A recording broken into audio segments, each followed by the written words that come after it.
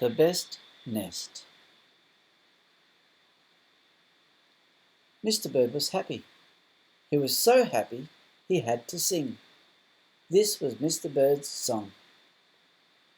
I love my house, I love my nest, in all the world my nest is best. Then Mrs. Bird came out of the house. It's not the best nest, she said. I'm tired of this old place, said Mrs. Bird. I hate it. Let's look for a new place, right now. So they left the old place to look for a new one. This place looks nice, said Mr. Bird. Let's move in here. But somebody else had already moved in. So they looked at another house. This one looks nice, said Mr. Bird, and there's nobody in it. You're wrong, said Mrs. Bird. This house belongs to a foot. So they went on looking. I like this one, said Mr. Bird. It has a pretty red flag on the roof. I've always wanted a house with a flag, said Mrs. Bird. Maybe this place will be all right. But it was not all right. I guess I made a mistake, said Mr. Bird. You make too many mistakes, said Mrs. Bird. I'm going to pick the next house.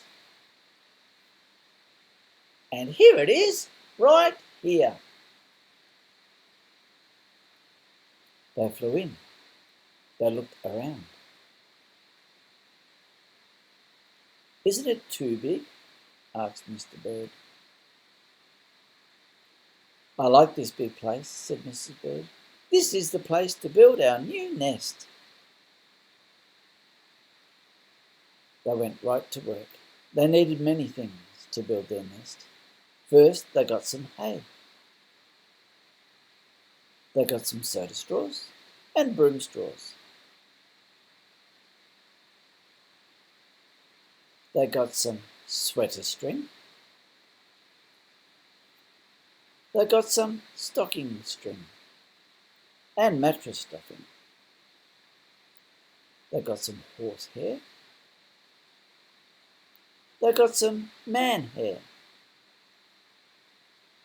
Soon they had all the hay, all the straw, all the string, all the stuffing, all the horse hair and all the man hair they could carry. They took it all back to build their nest. Mr. and Mrs. Bird worked very hard. It took them the rest of the morning to finish their nest. This nest is really the best, said Mrs. Bird. I want to stay here forever. Mr. Bird was very happy too. He flew to the top of his house. He sang his song again. I love our house, I love our nest, in all the world our nest is best.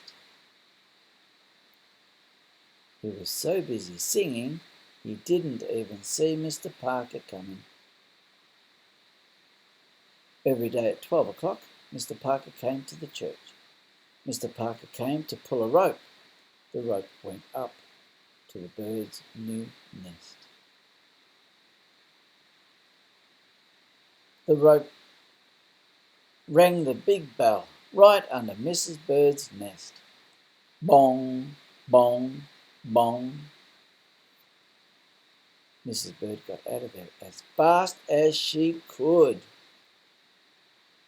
When Mr. Bird came in, all he could see was a mess of hay and string and stuffing and horsehair and man hair and straw. Where was Mrs. Bird? I will look for her until I find her, said Mr. Bird. He looked high, he looked low, he looked everywhere for Mrs. Bird. He looked down into a chimney, but Mrs. Bird wasn't there. He looked down into a water barrel, but Mrs. Bird wasn't there. Then he saw a big fat cat. There was a big fat smile on the fat cat's face. There were some pretty brown feathers near the fat cat's mouth. Mr. Bird began to cry. "Oh dear," he cried. "This big fat cat has eaten Mrs. Bird." Oh, oh. Mr. Bird flew off. "I'll never see Mrs. Bird again," he cried. Oh, oh. It was getting dark. It began to rain. It rained harder and harder. Mr. Bird could not see where he was going.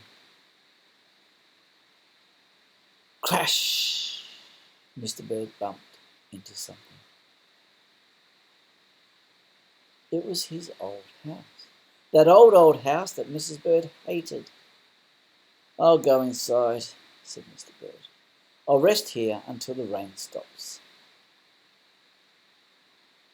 Mr. Bird went in, and there was Mrs. Bird sitting there singing. "I love my house, I love my nest. In all the world, this nest is best." "You here?" gasped Mr. Bird. "I thought you hated this old nest." Mrs. Bird smiled. "I used to hate it," she said, "but a mother bird can change her mind. You see, there's no nest like an old nest for a brand new bird." And when the egg popped open, the new bird thought so too.